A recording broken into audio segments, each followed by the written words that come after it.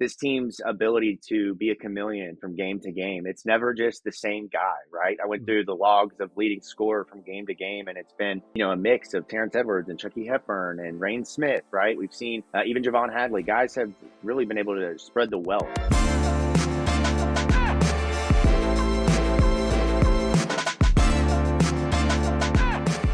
Starting 502 podcast. It is the Jake takeover today here. Jacob Lane rolling alongside Jake Hook tonight as we move right into the thick of things in ACC play for Louisville, coming off of a victory over Boston College, back on the winning side of things. We're going to dive into all of that tonight on the Starting 502 podcast. While Press Meyer is out dealing with the flu, we already know Roman Kelly is the busiest man in Louisville sports. So, Jake, it's just you and I tonight, man. We can't break this thing. How we doing? I'm good. I'm happy to see that the Cards got back on track. Had me slightly concerned there in the first half, and then especially seeing Chucky go down, a little bit of a more elevated concern. But I'm good. I'm happy we closed out that game as well as anyone could have asked. Right. Considering the circumstances, I think that's the big narrative. Considering the circumstances, Louisville walking away with a nearly 30-point victory on the road in what I call sleepy Chestnut Hill. You never want to go up to Boston College on a cold Wednesday night. It doesn't work well in the fall for football, going up there on a Thursday, Friday. I feel like those games for Louisville football have been traps for years, Jake. And this one was just like that, right? Boston College was coming in hot in this game. Having won, two in a row, and really pulling off a miraculous comeback against Florida State over the weekend. And so they had some positive momentum heading into this one. And for Louisville, obviously the other side of things, trying to rebound off of their first loss in 10 games, just kind of what was the temperature going to be like for this team. And as you mentioned, considering the circumstances, the team really rose to the occasion, and Louisville walks away with an 84-58 victory. And continue to climb in the ACC play, and hopefully trying to get back into the swing of the top 25. Overall, Jake, what are your big takeaways before we dive into some of the storylines that came from this one? You mentioned Chucky Hepburn. We'll talk about that. I really want to get into Terrence Edwards and his play. We'll obviously look at Miami coming up this weekend. But, Jake, what are your instant takeaways from Boston College? I think my biggest one has to be the way the team responded once Chucky was injured and not playing. Because it was I think right before Chucky got hurt, it was an 8-point game, and then I think it was a 12-point game, 10 or 12-point game whenever Chucky went out. And Boston College was hitting shots like that. Donald Hand Jr. guy was hitting tough shot after tough shot after tough shot. Yeah, they're going to obviously have some turnover there, I think, this offseason. And we saw it last year with Joshua Beadle, who played for them, I believe. Jaden Zachary, who was one of their better players last year and then went to Clemson. Donald Hand's going to get poached in the transfer portal this offseason for sure. Yeah, so they were hitting tough shots, and it kind of felt eerily similar to what happened in the Georgia Tech game. Like Georgia Tech was hitting tough shots, and on offense, we were turning the ball over. We looked out of sync. We were not hitting open shots, and so part of me was really concerned whenever Chucky went out. I was like, how does this offense function well enough with Boston College hitting these tough shots to win this game, or at least at least win the game, but hopefully keep it comfortable, not even have to worry about this game. And I was concerned, but I was really impressed with how the team responded. Javon continued to play well, took advantage of the fact that Boston College had one big who wasn't even really that big of a big. He played really well. Aboubacar Traore played really well, especially off the bench. And then obviously Terrence Edwards, I think, had a couple moments where it was a little iffy, him running the point, not being that pass first guy that we're used to, forcing a couple shots. But overall, you can't complain about his performance. 19 points, 8 rebounds, 6 assists. So I thought he did a great job of taking on that number one perimeter defense responsibility from Chucky, and then also initiating a lot of the offense when he was out. So my biggest thing, the way the Cards responded, ended up almost winning by 30, and a plus 16 after Chucky went out, or plus 12 after Chucky went out, because they were up 12. Right. So yeah, super impressive.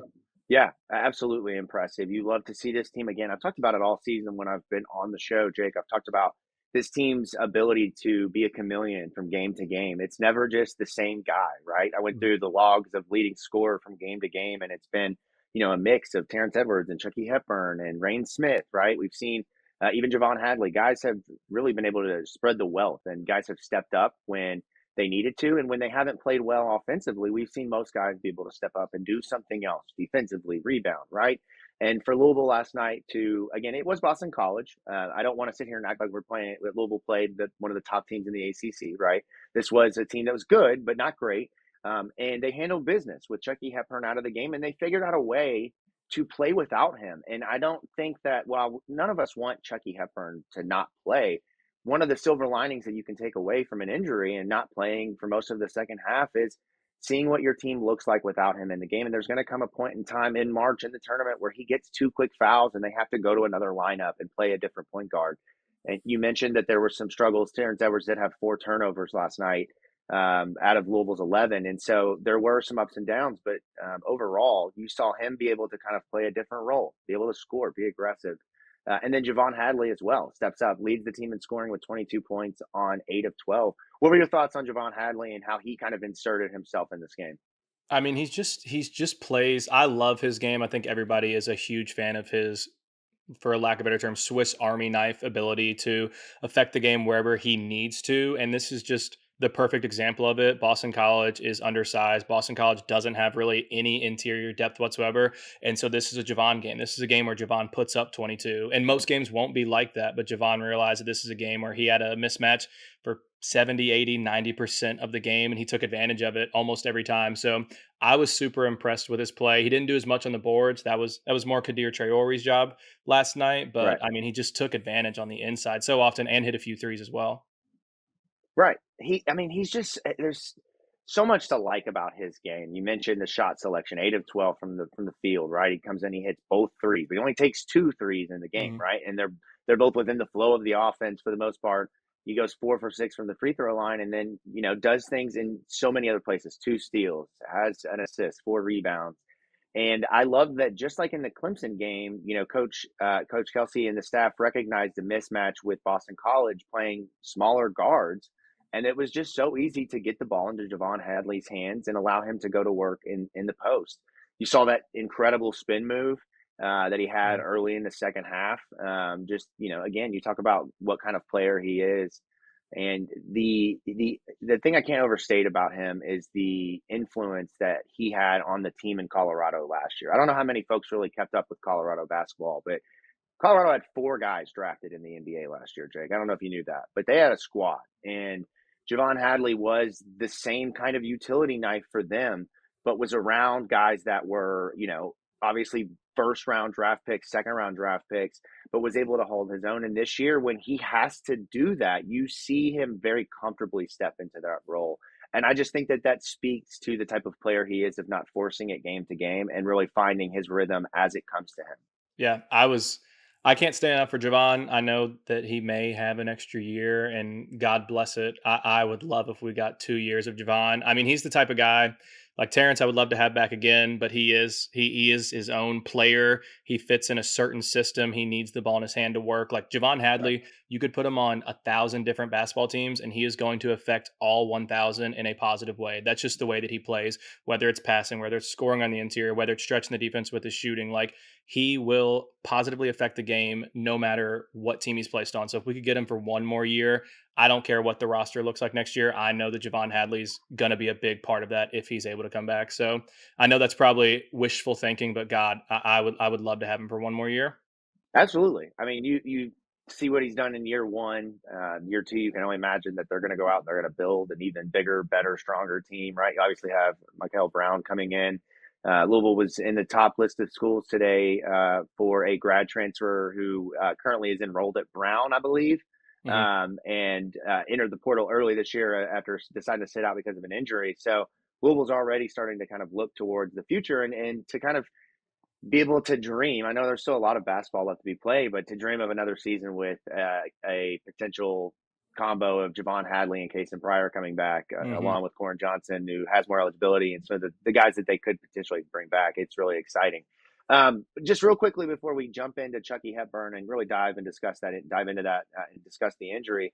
Just talk to me a little bit about your thoughts about Aboubacar Traore, because once again, I was just blown away with his ability to kind of like Javon Hadley, man, just be a utility knife. But you saw so many great plays in this game from him. You saw the putback, you saw the spin move, right? He goes and has 11 rebounds. What did you think overall of what Traore offered Louisville in this game? Yeah, 11 rebounds in 15 minutes is insane. Like that's an insane rebound rate right there. I've been impressed with them, and I've been slowly more and more impressed with the way Kadir has played since he basically came back from injury. He played 2 games, okay, but it was early. It was basically exhibition games that he was playing in with the talent level, so we didn't really need a lot out of him. Gets hurt and then comes back. Those first couple of games, he looks lost. He doesn't look like he's in the flow of the offense. He doesn't really look like he has a solid understanding of where he needs to be, what he needs to be doing to positively affect the team. But basically since this win streak has happened, Kadir has every single game done something that's impressed me. Every time he's on the court, I think I said this Yeah. last pod, I'm mad when they take him off the court. Like, not that I'm mad that Right. Kanai's in or I'm mad that Javon's coming back in. Like, Right. I'm like, dude, like this guy is providing so much, whether it is defense, blocking a shot, getting that offensive rebound, finishing at the rim. Like, he is doing so much. His motor knows no end. Like, he doesn't have a Right. fifth gear. He's got a fucking ninth gear. Like, he is just going so hard all the time. He impresses me so much. And I love us having the ability to put him in for 15, 20 minutes of just super, super hard play and getting boards, getting layups, getting putbacks, whatever the team needs, he's doing it. Yeah, I mean, it's just so much fun to watch, man. He pops on film. He pops to the naked eye. His athletic ability, and then also his ability to. I mean, I know he didn't have any assists in this game, but he's a guy that can have the ball in his hands, right? Mhm. Like he's not necessarily a shot creator, but he is a guy that you can flow through, and that he can be a playmaker, and obviously does a lot of other things for you. Great slasher, and is as quick as a hiccup when it comes to being able to get off the dribble with some of those shiftiness in those moves. So he's a great piece for this team, and the more that he continues to ascend, the more minutes he gets, the more that he can relieve. Noah Waterman and James Scott. I mean, at one point last night in this game, Jake, I noticed they're playing a death ball type of lineup with Javon Hadley / Traore at the five. Like Mhm. that's really fun to me that they can do lineups and play lineups that way, just depending on matchups, and that offers a lot more versatility, obviously, for you in the tournament, and that's what it's all about sometimes. Any other thoughts when it comes to maybe something negative, maybe something that worries you, something that stood out that wasn't necessarily a big deal, but maybe it's something that you've kind of pondered on, and you're like, if that rears its head again, we're going to have bigger problems outside of the Chucky injury. We'll get to that in just a moment. Yeah, if it's anything, I think it's turnovers. I believe we had 8, and we only ended up with 11 on the game, and that's not a huge number, but 8 of those came in the first half, Yeah, and it looked a lot like the Georgia Tech game, like just like the offense was out of sorts, like it was our first time playing together, as opposed to this smooth, fluid offense that we've seen for the last 10 games. So that concerned me. Uh, a lot of shot making in the first half kind of covered up those turnover issues and allowed us to be up 10 when honestly it probably should have been a 1-2 possession yeah. game. We were just making a lot of shots. Yeah, and Georgia Tech or sorry, Boston College was also just like, here, have the ball right Yeah, back. they saw It what we felt did like and we they were were like, just that looks whoop like whoop fun. whoop. Yeah, Hmm. there were stretches of that. If you put the Shacked in a Fool or the circus music behind it, would give you one of those viral clips. I mean, Yeah. it was just back and forth turnover, throwing the ball over somebody's head, throwing a long pass down the court. I mean, it was. They definitely helped Louisville in some early portions of that when I think Louisville had probably 6 or 8 of those turnovers in the first 10 minutes of the game. First half did not look great. I mean, the shots were falling, and we ended up scoring like 41 in the first half. So it looked good from a box score standpoint. But you watch the game, and I found myself frustrated at times and like, what is going on? Like, what? Why is this offense? Where's the hiccup happening? What is? Is it a lack of communication? Is it just guys trying to force too much? I couldn't figure out what it was, but there were a lot more turnovers than I had expected. We were pacing for 16, and if you end up with 16, that is certainly not a number that this Louisville team can. Maybe against Boston College you can afford, but against a really good team like when Yeah, we played Tennessee, you can't afford to turn the ball over 16 plus times. right. Any concern in Reyne Smith right now from a shooting perspective? I know he had that 30-point game against SMU, bounced back against Wake Forest with 16, but since then he's gone 1 of 5 from the 3-point line against Georgia Tech, and 2 of 9 against Boston College. Any concern there, Jake? I don't think so. I mean, Rain is a great shooter. We know he's a great shooter. I think he's probably just now dipped below like 40%. So, and every time Rain gets an open look, I am walking like to my kitchen to go get a drink. 'Cause I'm like, that's going in. I don't need to watch the next three Yeah, seconds. I mean, if right, it's right. You're anything, Steph Curry and yourself in your living room. Right, exactly. literally, yeah. But if it's anything, I notice like when Rain is wide open, I've got like 80% confidence that thing is going in. But there are some times where it feels like if he puts a ball on the ground, it drops his percentage chance of making that shot in half easily. And like sometimes he just like it almost feels like he's like a little floater, like he's just flicking it up as opposed to like whenever he's able to get that full fluid motion up and hold the follow through everything, I'm so confident it's going in. So if it's anything, it's just and I guess that has to do with shot selection because sometimes he is just having to shoot it so quickly because the defense is there. But when you're a great shooter like that, it's hard to nitpick and it's difficult to say, hey, don't shoot like that when that's what he is on the court to provide. And we've seen him hit difficult shots like that. So if there's anything to nitpick Yeah. there, it's just some of those quick little shots, those fadeaways, maybe take those out of the game, let the easy ones come. And then once those start going in, then you can go back to hitting those fadeaways, those off the dribble step backs, things like that. Yeah. Yeah. So I've been going back and forth between my notes and the recording here. You didn't tell me that I have ears from the wings of the logo of the state of Oh, Louisville bird here. I didn't even notice that. I'm Now my sorry. head is just going to start taking off and I'm going to Yeah, start just flying out of the picture here. Like I've got wings. His head's not big enough already. Now it's got wings associated with it. But something interesting. My brother-in-law is a Division One, has been a Division One basketball coach, coached in D3 for forever. Is now a high school coach up in New York. And he texted me last night and said, "Kelsey does such a good job of using Reyne Smith. Dude is phenomenal at screening. As dumb as that sounds." And looking back on it, they run a lot of action to where Reyne is setting a pick and then trying to get open off of that. I mean, you see him get a lot of Mhm. looks, but that's just really interesting to note from a coach, a longtime Louisville fan, just kind of observing that in Louisville's offense and making some of those adjustments.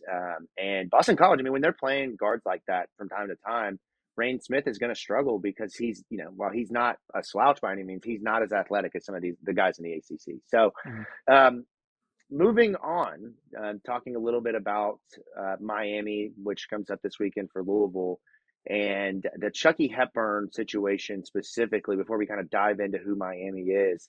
Chucky Hepburn comes up, pulls up kind of limp after a play early in the second half, exits, and I don't believe ever came back into the game, right? I believe Mhm. he was, yeah, so was on the Yeah. bench. I did notice, from time to time that he was up celebrating, and somebody who's I've been dealing with a nagging groin injury since I was in high school, like playing basketball. It's still, I'm 31 years old, almost 14, 15 years later. I'm still from time to time in athletic competition feeling the pain of that groin injury.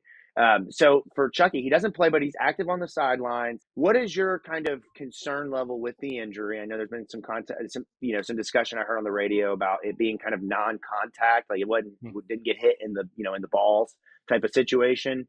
What are your concerns, thoughts overall on Chucky Hepburn? I think the non-contact thing is the thing that scared me the most because you see it so much in football, less in basketball. But that wide receiver is running a route, or that quarterback drops back, and all of a sudden he didn't crumple to the ground. So I guess that's a good thing. He was able to put weight on it. But when you're just like, what happened? Because you watch that replay, he puts up the layup, gets contact, and then like starts to jump up to tip it back in, but it goes in, and then he goes jump again, and he just like holds himself. And so it was Yeah, an awkward looking injury, and it's one of those injuries that makes you concerned because there's nothing glaring. He didn't just roll his ankle or something like that where you're like, okay, that's a week, that's 2 weeks, whatever. right. So I think there is some concern there. I know that PK was pretty ambiguous in the post game press conference talking about it. He did say that Chucky was not able to come back in. The medical staff told them that. So it wasn't like, oh, we're up by 15. Let's not put Chucky in. It was a decision to not put him back in the game due to an injury concern. He was pretty nondescript when it came to talking about, are they going to get an MRI? What's the next step here? Which I've read that uh, Coach Kelsey is pretty ambiguous when it comes to speaking about injuries, just in general. And we've seen that with Sure. Corrin. We had no idea what was going on with Corrin for so long. Shit, dude. Same So with Noah that, Waterman. He had surgery on his thumb, and we yeah, didn't know about it. He had a game-winning shot like the next game. Yeah, so that's I'm hoping what PK's doing, and he's not just hiding something that they're more afraid of. Because I mean, let's if this team doesn't have Chucky Hepburn, we're not a tournament team. We're not. Like I'm sorry, like we're an okay team, and we still play hard, and we'll still win games that we probably shouldn't win based on talent. But when it can't, like me and Roman were talking about this on the radio, like if you get a guy like Kadir Traore hurt, or Noah Waterman hurt, like or Kanai hurt, that's okay Sure, because you have that depth behind him. sure. Like you can play somebody else more minutes. When Chucky's hurt, we don't have another guard. Corin's gone.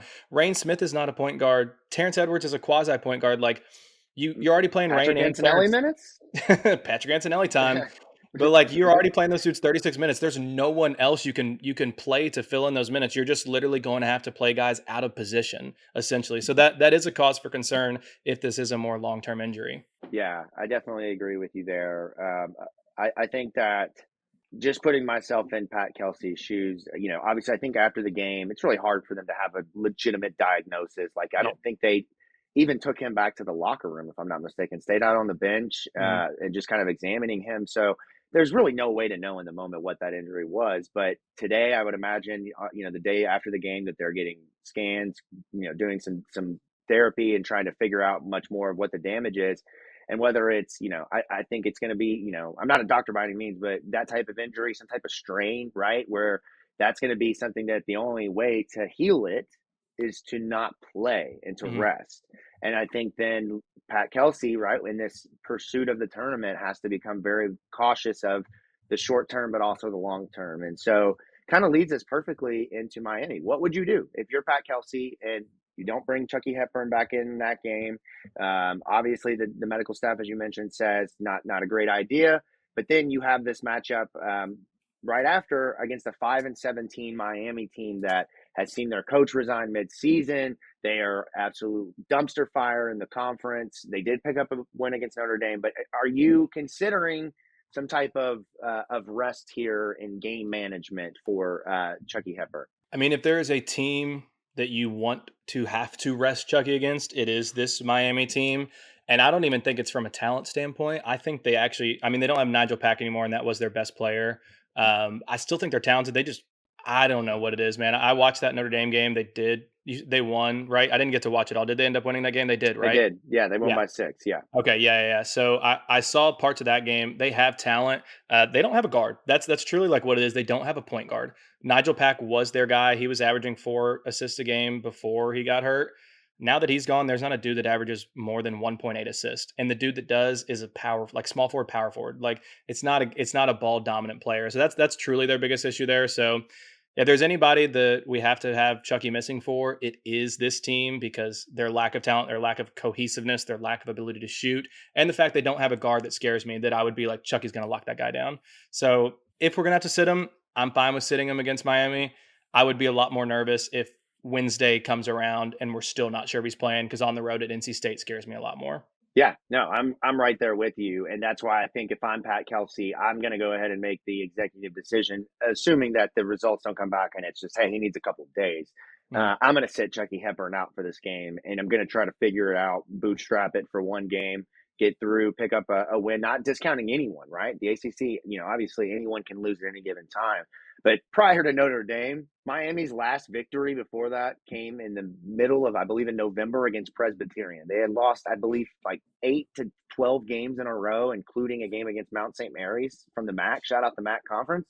I mean, that's incredible for what Miami was supposed to be, what they were last year, what they have been the last couple of years. I mean, Larinaga really said, all right, sayonara, I'm out. Enjoy this dumpster fire without me, man. I mean, it's crazy, but I would sit Chucky out and I would try to get Terrence Edwards more reps at the point. Not something you want to do every game, but in this game against non guards, like you're saying, you can probably afford to do that. Yeah, I think that if it has to happen in this game, I think this is the game that we're just fortunate that it has happened in. And like you talked about earlier, I have been waiting and wondering, like, when does this team not have Chucky?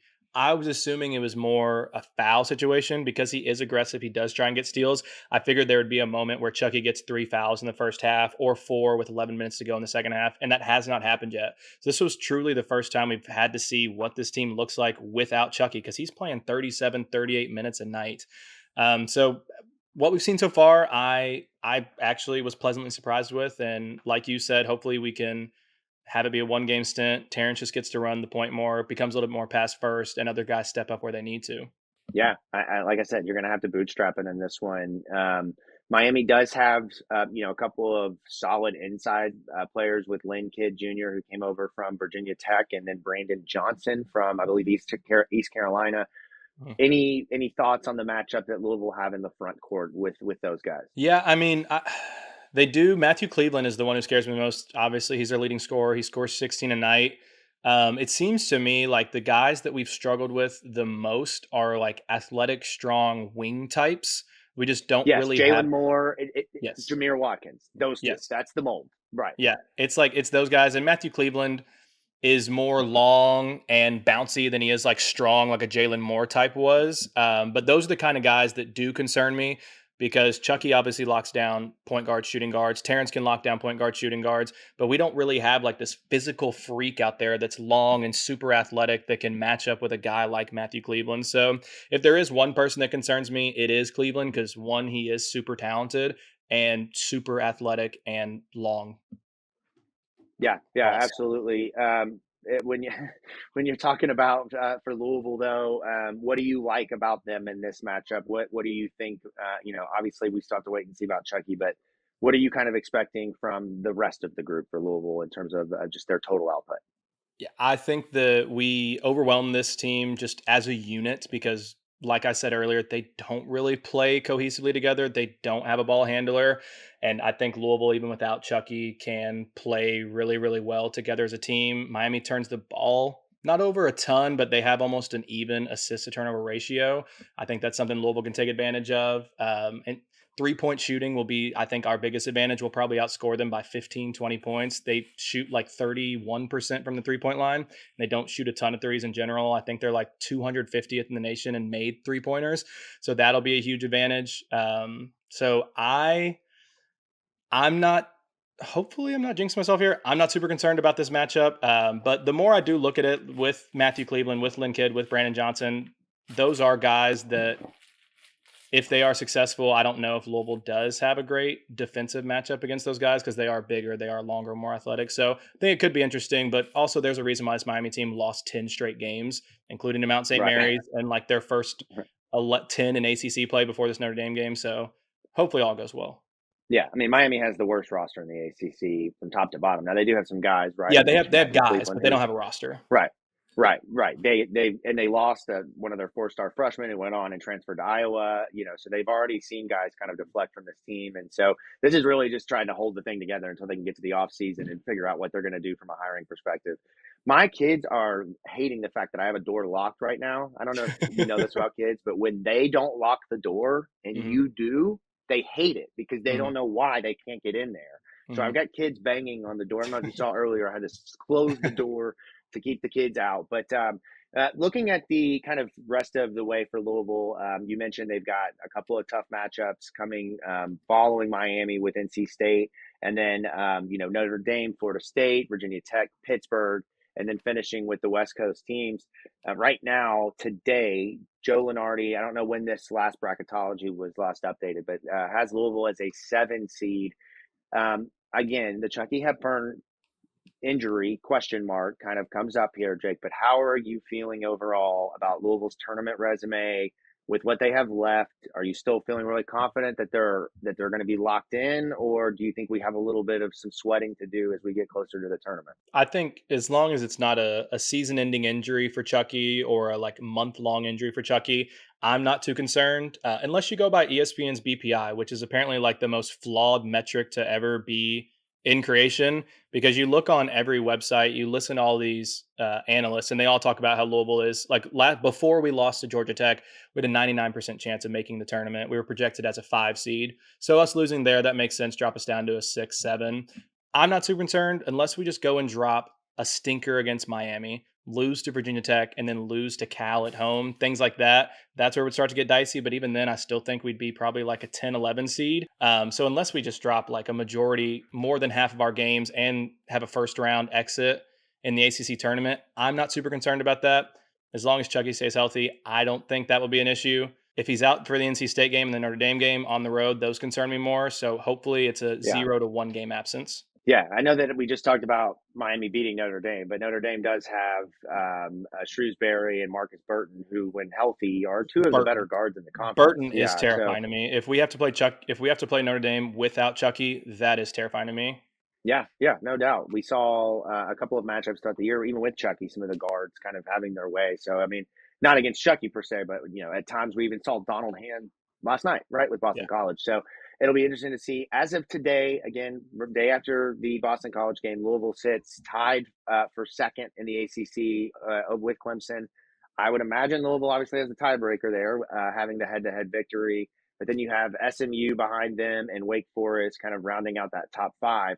I stand pretty firm and will say this again for our, most of the listeners that listen episode to episode have heard me say this, but I think this is a 3-bid league.